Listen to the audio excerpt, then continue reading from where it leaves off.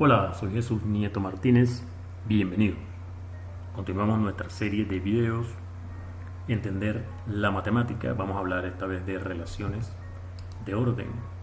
En el video anterior definimos exponenciación en el conjunto de los números naturales, lo hicimos por recursión y demostramos algunas de sus propiedades, lo hicimos principalmente usando inducción. También definimos la relación de orden en n y demostramos algunas de sus propiedades. Podemos ver la relación de orden en el conjunto de los números naturales como un conjunto. La misma relación la podemos definir de esta forma: el conjunto de pares ordenados mn, de manera que m es menor o igual que n. Así que esa relación de orden que definimos en el conjunto de los números naturales también es ella misma un conjunto. Recuerda que la idea en esta serie de videos es dar a entender que todo objeto matemático lo podemos ver como un conjunto. Entonces, en el caso del orden de los números naturales, sería el conjunto de pares ordenados para los cuales se cumple la relación.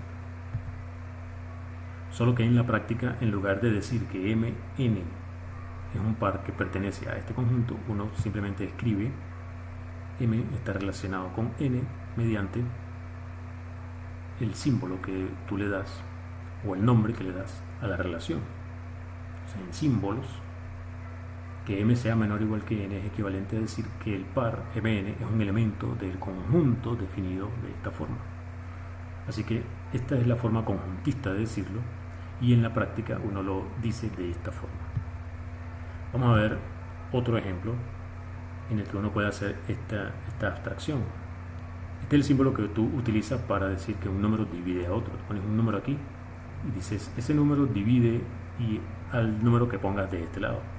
Así como acá. Este símbolo es el que utilizas para decir que el número que pongas de este lado es menor o igual que el número que pongas de este lado. Pero lo puedes ver como un conjunto de pares. Asimismo vamos a hacer con este. La relación de dividir la podemos ver de esta forma. Divide es igual al conjunto de pares mn de números naturales en el que n es un múltiplo de m, múltiplo entero. Eso significa que cuando mn pertenece a este conjunto, este símbolo simplemente es el nombre de este conjunto. mn pertenece a este conjunto equivale a decir que m divide a n. Esta es la visión conjuntista y esto es la visión práctica. Entonces eso motiva a definir lo que es una relación binaria en abstracto. Dado un conjunto A, un subconjunto del producto cartesiano de A consigo mismo es lo que uno llama una relación en A. En este caso una relación binaria, ¿no? En pares. Entonces uno habla de relaciones binarias. En lugar de escribir, como hicimos antes, que el par XY es un elemento de la relación, tú dices que X está relacionado con Y mediante R. Entonces, esta notación no la usamos, sino que usamos esta. Esto solo es para enfatizar que una relación es un conjunto, que este par pertenece a ese conjunto. Lo escribiremos en adelante de esta forma: X está relacionado con Y. En ese sentido, tú puedes definir, dada una relación en el conjunto A, su relación inversa, que consiste de los pares que, si los volteas, caen en la relación R. Eso, desde el punto de vista de la notación más práctica, quiere decir que X está relacionado con Y mediante la relación inversa de R, si y solo si Y está relacionado con X mediante la relación R. Simplemente voltear el orden de Y y X equivale a colocar inversa en R. Veamos algunas propiedades que tienen las relaciones que vimos en los ejemplos, el menor o igual y el divide, y vamos a hacer abstracción de esas propiedades a las relaciones en general. Dados números naturales m, n y k, ya sabemos que m es menor o igual que m. Todo número natural es menor o igual que sí mismo. Y también vale lo mismo para la relación de dividir. Todo número natural se divide a sí mismo. Esta es otra propiedad. Si m es menor o igual que n y n menor o igual que m, es decir, si vale en este sentido y en este sentido, necesariamente m y n son iguales. Esto también ocurre con la otra relación. Si m divide a n y n divide a m, entonces m y n son iguales. Esa propiedad también la tiene esta relación. Por último, si m es menor o igual que n y n menor o igual que k, entonces m también es menor o igual que k. Esta es una propiedad que también satisface la otra relación. Si m divide a n y n divide a k, entonces m también divide a k. Son tres propiedades que comparten la relación menor o igual y la relación dividir. Vale la pena entonces hacer abstracción de esas propiedades y otras para definir relaciones de orden. Digamos que R es una relación en A, vamos a decir que esa relación es reflexiva si satisface esta propiedad. Todo elemento de A está relacionado consigo mismo. Eso es reflexiva. Antisimétrica, si A está relacionado con B y B está relacionado con A, entonces A y B son iguales. Y transitiva significa que si A está relacionado con B y B con C, entonces A con C. Eso es transitividad. Las tres propiedades que comparten la relación de orden en N y la relación de dividir. Otras propiedades, por ejemplo, conexidad. Dados dos elementos en A está relacionado con B o B relacionado con A, es decir, dos elementos cualesquiera del conjunto son comparables por la relación. Irreflexiva sería ningún elemento está relacionado consigo mismo. Asimétrica, si A está relacionado con B, entonces no es posible que B esté relacionado con A. Aquí me equivoqué, aquí va B. Si A está relacionado con B, entonces B no está relacionado con A. Cuidado con esto aquí, si estás tomando nota, aquí va una B. Simétrica significa, bueno, si A está relacionado con B, entonces B está relacionado con A. Dejémosla aquí para que veas la lista de propiedades. Ya vamos a ilustrar algunos ejemplos. Antes de eso, la definición de lo que es un orden. Una relación en el conjunto A es un orden parcial, así como el menor o igual y el divide en n. Reflexividad, antisimétrica y transitiva. Una relación que satisfaga esas tres propiedades, uno dice que es un orden parcial en el conjunto.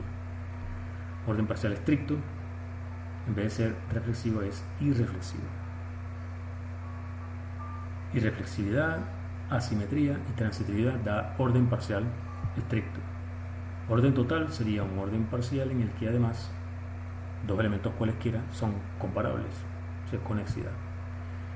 Un orden total estricto sería un orden parcial estricto en el que además, dados dos elementos de A, o A está relacionado con B, o B está relacionado con A, o son iguales. Una relación es de equivalencia si es reflexiva, simétrica y transitiva. En las relaciones de equivalencia nos vamos a detener para videos posteriores. Aquí solamente mencionamos la definición y damos un solo ejemplo. Ya vimos que la relación menor o igual en N es un orden total. La relación estricta sería un orden total estricto. Divide sería un orden parcial. No es total porque hay elementos que no son comparables. Por ejemplo, el 4 no divide al 9 y el 9 tampoco divide al 4. Entonces, el 9 no está relacionado con el 4 ni el 4 con el 9. Entonces, no es verdad que dados dos elementos, uno está relacionado con el otro en alguno de los dos órdenes. No es verdad. Entonces, esta relación no es total, no es conexa. En general, si tienes un conjunto no vacío X y agarra el conjunto de partes de X, es decir, Este conjunto está formado por todos los subconjuntos de X. Allí tú puedes definir la relación de contención. A está contenido en B, esa sería la relación. Esa relación es un orden parcial, puedes verificarlo como ejercicio. Y por último, el único ejemplo que vamos a poner de relación de equivalencia. De hecho, el concepto de relación de equivalencia es una abstracción de la relación de igualdad. La relación de igualdad satisface trivialmente las condiciones de relación de equivalencia, que son reflexividad, todo número natural es igual a sí mismo, simetría, si A es igual a B, entonces B es igual a A, y transitividad, si A es igual a B y B es igual a C, entonces A también es igual a C. Esa es la relación de equivalencia por antonomasia. Más adelante hablaremos con más detalles de las relaciones de equivalencia. Conceptos relacionados con lo que es un orden. Dado un orden parcial en un conjunto A, si fijas un subconjunto de A, tú puedes hablar de la relación R restringida al conjunto X. Recuerda que R simplemente es un subconjunto de pares ordenados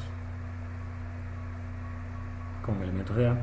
Si tú, en vez de considerar elementos de A, consideras solamente elementos de X, allí vas a obtener una relación que sigue siendo un orden parcial. Un elemento M de X vamos a decir que es mínimo con respecto a la relación si todos los elementos de X están por debajo, están por encima, ¿no? O sea, M está por debajo de todos y cada uno de los elementos de X. Eso es R mínimo. R máximo es el que está por encima de todos los elementos de X. Una cota superior es un elemento del conjunto A, o sea, no necesariamente del conjunto X. Un elemento del conjunto A que está por encima de todos y cada uno de los elementos de X. Y una cota inferior sería un elemento de A que está por debajo de todos y cada uno de los elementos de X. Como ejercicio puedes verificar que si tienes un orden parcial en un conjunto A y X es un subconjunto, entonces siempre que X tenga máximo con respecto a esa relación, ese máximo es único. Lo mismo vale para mínimo. Si X tiene mínimo con respecto a esa relación, ese mínimo es único. Vamos a ver un ejemplo para ilustrar algunos de los conceptos. N sería nuestro A en la definición anterior y R sería la relación de divide. Vamos a ver que este X no tiene máximo con respecto a esta relación. ¿Qué sería un máximo? Tiene que ser un elemento de X tal que todos estos elementos están por debajo. Es decir, 2 tendría que dividir a ese elemento, entonces el 3 no puede ser porque el 2 no divide el 3. 3 no puede ser máximo. 4 no puede ser máximo, ¿por qué? Porque 3 no divide a 4. 6 no puede ser máximo porque 4 no divide a 6. 2 no puede ser máximo porque el 3 no divide al 2. Entonces no hay ninguno que esté por encima de todos estos números. Así que no tiene R máximo. Tampoco tiene R mínimo. No hay un elemento de este mismo conjunto que esté por debajo de todos. Es decir, que divida a todos. No hay un elemento aquí que divida, por ejemplo, el 2 no divide al 3, así que no puede ser mínimo. El 3 no divide al 4, así que no puede ser mínimo. El 4 no divide al 6, así que no puede ser mínimo. Y el 6 no divide a ninguno de estos, así que tampoco puede ser mínimo. Ninguno de ellos puede ser mínimo. Entonces no tiene máximo, no tiene mínimo. Pero bueno, una cota inferior, es por ejemplo el 1. El 1 está por debajo de todo esto porque el 1 divide a cada uno de ellos. Así que este conjunto tiene cota inferior. Recuerda que las cotas inferiores no tienen por qué estar en el conjunto. El 1 es una cota inferior de ese conjunto con respecto a esa relación. Cota superior, por ejemplo, el 12. Todos estos números, cada uno de ellos divide al 12, así que cada uno de ellos está por debajo del 12. El 12 es una cota superior. Fíjate que en este caso tampoco la cota superior está en el conjunto. Ese ejemplo ilustra entonces ese concepto de cota inferior, cota superior, máximo, mínimo, etc. Hablemos para terminar del principio de buena ordenación, que es una característica muy importante que tiene el conjunto de los números naturales vinculada a la relación de orden usual. Todo conjunto no vacío de números naturales tiene un mínimo con respecto a la relación. Para demostrarlo vamos a considerar el conjunto I de todas las cotas inferiores de A. Fíjate que el 0 es un elemento de este conjunto, porque el 0 es menor o igual que cualquier número natural, en particular menor o igual que todos y cada uno de los elementos del conjunto A.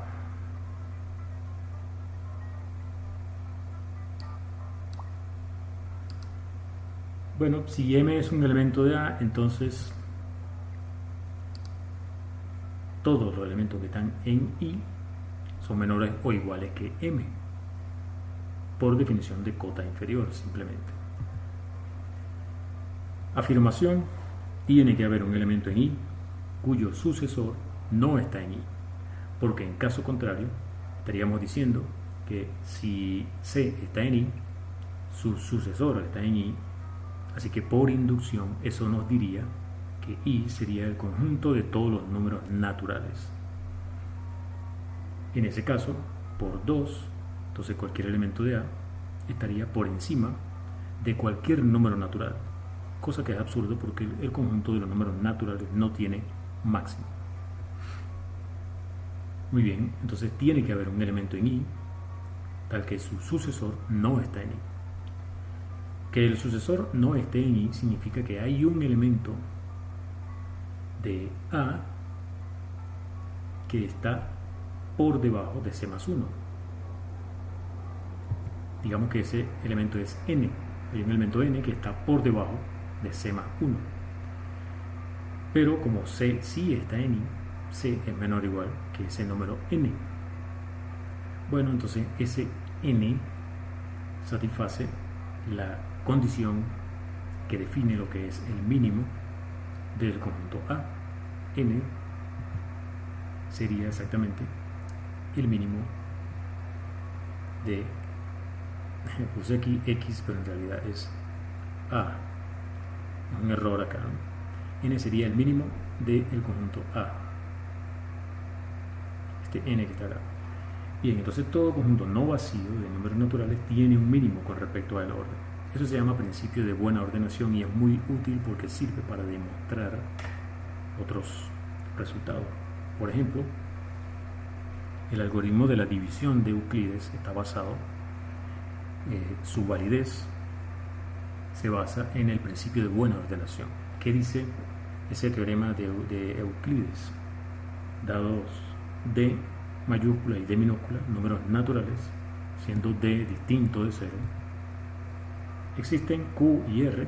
Q va a llamarse cociente y R va a llamarse residuo, que resultan de la división de D mayúscula por D minúscula. ¿Y qué es lo que satisface en Q y R? Bueno, D es igual al producto de Q por D más R. Y una característica que tiene R es que es estrictamente menor que D. D mayúscula es lo que uno llama el dividendo, D minúscula es lo que uno llama el divisor, Q ya dijimos que es el cociente y R es el residuo. Vamos a ver que esto vale y vamos a utilizar el principio de buena ordenación. Llama A al conjunto de todos los números naturales para los cuales D es menor o igual que D por ese número X. Este conjunto es no vacío porque el mismo D mayúscula pertenece a este conjunto, o sea, D es menor o igual que D minúscula por D mayúscula porque D es distinto de 0, cuidado con eso, ¿no? Menos mal que D es distinto de 0 porque si no, no podríamos decir que D mayúscula está acá. Como es un conjunto no vacío de números naturales, por el principio de buena ordenación tiene mínimo. Digamos que ese mínimo se llama X.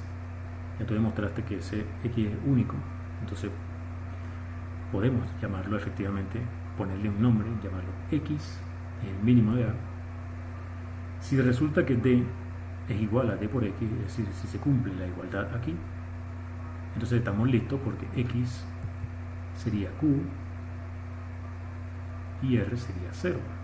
estaríamos listos. Si no, bueno, significa que vale la desigualdad estricta. O sea, D es menor estricto que D minúscula por X. Recuerda que este X es el mínimo de A. ¿Qué pasa si D mayúscula es menor que D minúscula por X? Entonces X no puede ser 0, porque entonces si fuera 0, D sería menor que 0 y no puede ser, porque ningún número es menor que 0. Bueno, como X no es 0, entonces él es sucesor, digamos que es el sucesor de un cierto número que vamos a llamar Q. Estamos diciendo aquí que X es el sucesor de Q, X es Q más 1. Es lo mismo que decir que Q es X menos 1. Entonces Q es estrictamente menor que X. Como Q es estrictamente menor que X y X es el mínimo de A, entonces Q no está en A. Por lo tanto, Q no cumple esta desigualdad al ponerla aquí. Es decir, que D es mayor estrictamente que D por Q. Y D es menor, estamos diciendo que D por X, o sea, D por Q más 1. Aplica propiedad distributiva aquí y tendrás D por Q más D. Entonces, si llamas R a la diferencia entre D y D menos Q, como D es mayor que D por Q, entonces la diferencia entre ellos, llámala R. Estarías diciendo que D es igual a D por Q más R, que sería lo que queremos, ¿no? Entonces, si R es igual a esto, D por Q más R, que es D, sabemos que D es menor, según lo que dice acá, que D por Q más D, minúscula, ¿no? En este caso. Entonces puedes cancelar D por Q y te queda que R es menor que D. Entonces, ¿qué es lo que tenemos? D sería igual a D por Q más R, siendo R menor que D. Eso es lo que queríamos. Queda demostrado entonces que dados dos números naturales, si el segundo es distinto de 0, entonces puedes dividirlos. Es decir, que existen Q y R, tal que este número se expresa de esta manera, siendo este menor que D. Entonces, este número se llama residuo, este número se llama cociente, pero claro, será posible que haya un Q y un Q', un R y un R' que satisfagan esto. Es decir, Q y R serán únicos o no serán únicos. Vamos a ver que son únicos. Q y R son únicos. ¿Qué pasaría si D es de esta forma, pero también de esta forma? Siendo R menor que D y R' menor que D. R' menor que D. Pero supongamos, sin pérdida de generalidad, que este Q es menor que este. Pero si fueran iguales, entonces este sería igual que este. No hay nada que decir, ¿no? Queremos precisamente demostrar que Q y Q' son iguales, R y R' son iguales. Entonces, supongamos que no, supongamos que uno de ellos es menor que el otro. Q menor que Q', por ejemplo. Entonces, ¿qué sucede? D es igual a esto. Como R es menor que D, entonces esta suma sería menor que esta otra. Y esto que está aquí es lo mismo por propiedad distributiva que D por Q más 1, que es menor o igual que D por Q', porque Q' es mayor que Q. Y esto también a su vez es menor o igual que D por Q' más R', pero D por Q' más R' es igual a D. Entonces, ¿qué tenemos? Que D sería menor que D, eso es una contradicción. Así que Q y Q' tienen que ser iguales. Y como son iguales, entonces esta parte sería igual a esta, así que R sería igual a R'. Conclusión, Q y R tienen que ser únicos, no hay más nadie. Como Q y como R. Son únicos. Entonces, Euclides lo que dice es, dado dos números naturales, si el segundo es distinto de 0, existen Q y R únicos, tales que D es igual a Q por D más R, y R es menor que D. Ese es el algoritmo de la división de Euclides, el teorema de la división de Euclides. Vamos a dejar este video hasta acá. Soy Jesús Nieto Martínez. Hasta el próximo.